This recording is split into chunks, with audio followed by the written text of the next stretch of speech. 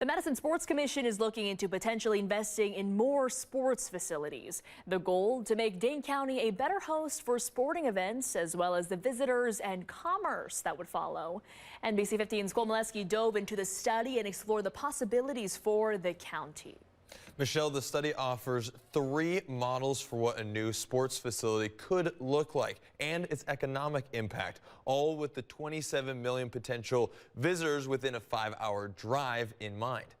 Really wanted to do a gap analysis of what we're missing here in Dane County. The first part of the Madison Area Sports Commission's look into a potential new sports facility in the area is complete. Their advising consultants gathered data on the cost-benefit analysis. What the study determined was that we do sports really great in Madison. Vice President of the tourism organization, Jamie Patrick, cited the study. It showed the city lacks a sports complex that caters to different sporting events. Through research and interviews with area youth programs and potential sponsors, the study recommended 3 models: an outdoor fields complex, an indoor courts facility, and an indoor courts and banked track. Yeah, we heard loud and clear from our community that we need more facilities to meet both our local demand. For each model, researchers estimate hundreds of thousands of people will visit, and over $10 million in revenue annually will provide hundreds of jobs.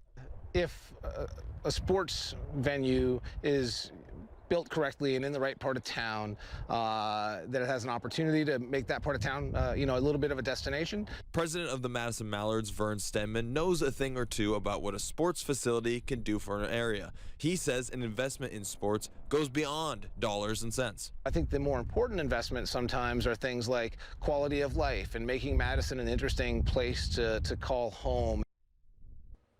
The study wrapped up last month. As for what's next, Sports Commission says more study and research is required to hammer out possible locations and find a public-private partnership for funding. In studio, Colt Molesky, NBC 15 News.